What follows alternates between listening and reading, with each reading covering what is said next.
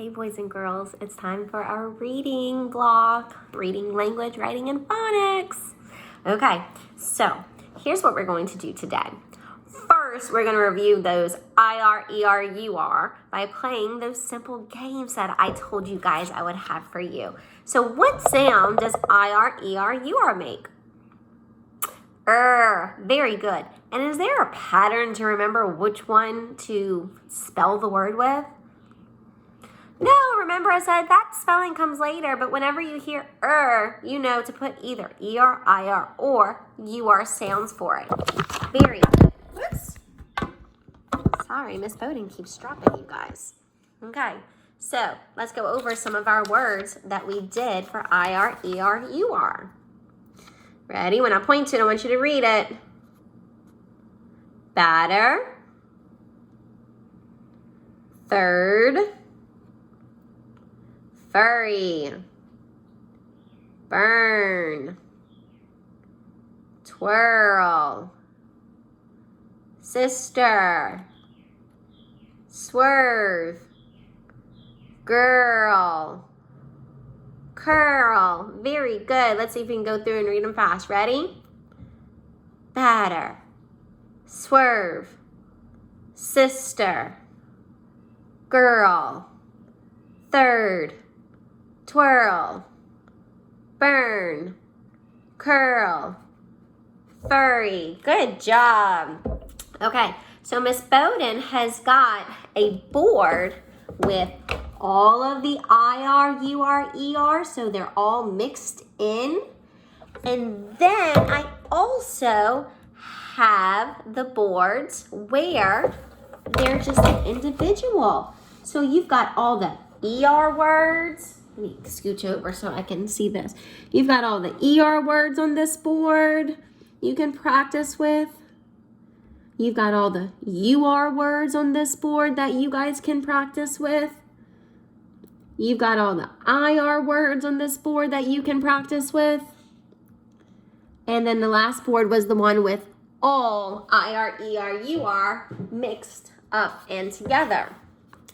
So it's kind of great that they are individualized on the different boards because you can even practice spelling. You can take one board, let's say the ER board, and you can play with all those words, and then mom or dad or somebody can call out a word to you and you can practice spelling the word because you know it's going to be ER. So that'll help your brain to memorize ER. And then do the same for the IR and then the UR. And just focus on that one letter for practice and spelling to help you memorize into your brain. So there's going to be our phonics practice for today. Lots of games for you to play, to practice, and maybe even play teacher today. You know, go and be Miss Bowden for the day and teach mom and dad about the sound that the ER, IR, UR make, or give them words to come up with sentences, or give them a spelling test and check their work to see if they spelled it correctly, or at least if they phonetically spelled it correctly. Make sure they don't use that or the R in it because those are totally different. They're not the sounds. So play teacher today while you're doing that game. Remember, beat mom and dad at that board game or brother and sister if you're going to play it. Okay, next, Miss Bowden's going to give you a story to listen to. I love this book. Last one in is A Rotten Egg. And Miss Bowden usually reads this book to you guys the week before Easter. But because we're not together, you're going to have to just listen to it on YouTube because I don't have the book with me. It's in our classroom at school along with all of our other books. So unfortunately, I can't read any books to you guys through a video. But I can give you the links on YouTube for you to go listen to it. If you've got this book at home, take it out and read it to mom and dad. But you're going to listen to that story, and then you guys are going to fill in a beginning, middle, end on it. Tell me the big parts and the big things that happened in the beginning of the story, the middle of the story, and the end of the story. Then maybe on the back, tell me what was your favorite part or who was your favorite character and why. I want that why in there being that you're going to be writing about the word, using the word because to explain yourself. Okay, our last thing that we're going to do today, our language skill, we're going to review synonyms and antonyms. Okay, remember, Miss Bowden taught you this, that a synonym starts with a S, so it tells us that these are going to be words that mean the same thing. So a synonym is a word that means the same thing. So let's think. Two words that might mean the same thing. They might be, ooh, I've got one. Tiny, little. Do those two words mean the same thing? That girl is tiny. That girl is little. Do they mean the same thing? Yeah, they have the same meaning to them. Okay, let's think of another one. What about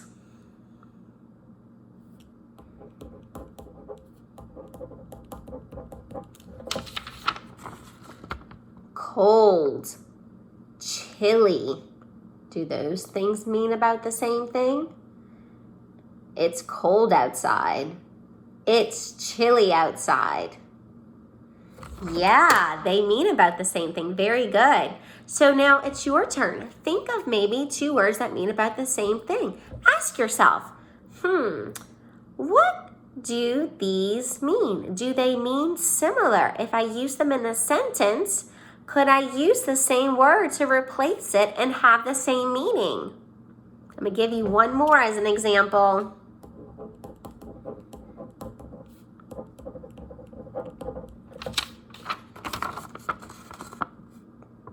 Giggle, laugh.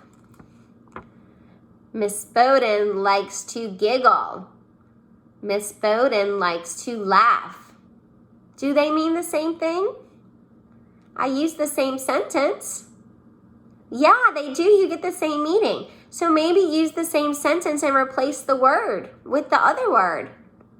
That boy is tiny.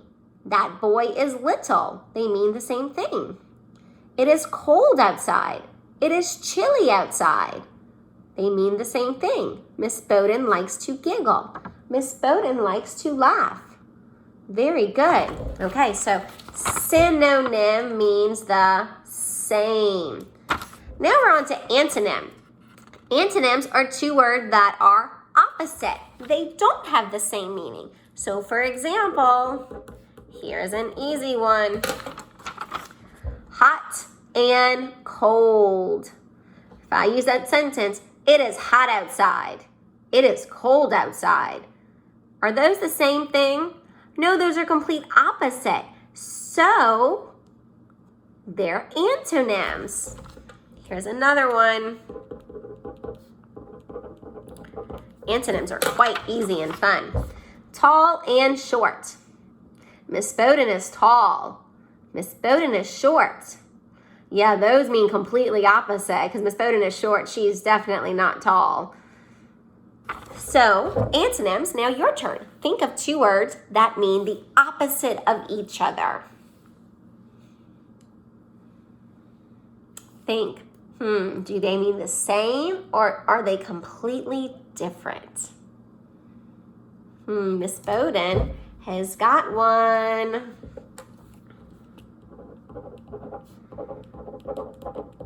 Okay, here's my last example. Sad and happy. Are you happy today? Are you sad today? The girl is very happy. The girl is very sad. They both mean different things. They don't mean the same thing. So they are considered antonyms. They are opposites of each other. Okay, there are lots of synonyms and antonyms all around. So what Miss Bowden's going to have you do is I'm going to give you just a little fun, colorful direction page for you to look at because this was going to be one of our stations as a review. So I'm going to give you that little page. I'm going to give you the definitions so you can always refer back to them. Antonym and synonym. And sometimes that word synonym is fun to say because sometimes we can't say it and we say synonym or cinnamon, but it's synonym. Sometimes you have to say it slow to really get the word to say it correctly. Because when you say it fast, it becomes a tongue twister. Synonym, synonym, synonym. Okay, so I'm going to give you the definitions of those. And then I'm going to give you the little sorting if you do want to cut them out and sort them. If not, you don't need to use it, but it's just showing that this is a simple sort for you to sort out the words, whether the words on the ants are synonyms or antonyms. You can cut them out. You can just point at them and say they are. Maybe write sentences using them. Write the same sentence using both words and say, are they the same? Are they synonyms? Or are they opposite? So you've got 6 ants there, and I'm going to give you 6 more ants. So you've got 12 ants total to sort. And tell me, fast and quick, are those words synonyms or are they antonyms? And sort them out into if they're synonyms or antonyms. And then maybe make a list of all the synonyms that you have and antonyms that you have. Or think of your own synonyms and antonyms to make a list of and use. See if maybe you can replace some words to make your writing even bigger. Because you could say that bug was huge. That bug was ginormous.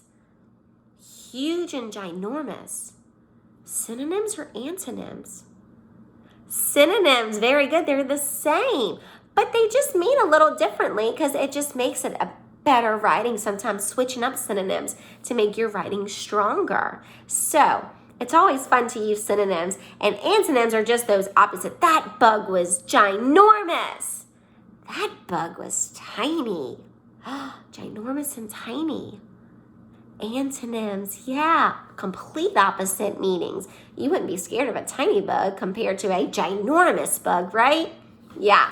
Okay, well, have fun with your reading today. Make sure you guys check out that super pink moon tonight that we're supposed to have. Hopefully the clouds kind of part away so we can see that night sky. And then maybe later on this week, besides learning about our planets, I can introduce you guys to that fun Oreo activity we were supposed to do in class about our moon phases. We'll review them on the side as well because you guys did great with those. All right, have a wonderful day, boys and girls. I miss you guys so much, and I hope y'all are having so much fun. Love you and miss you.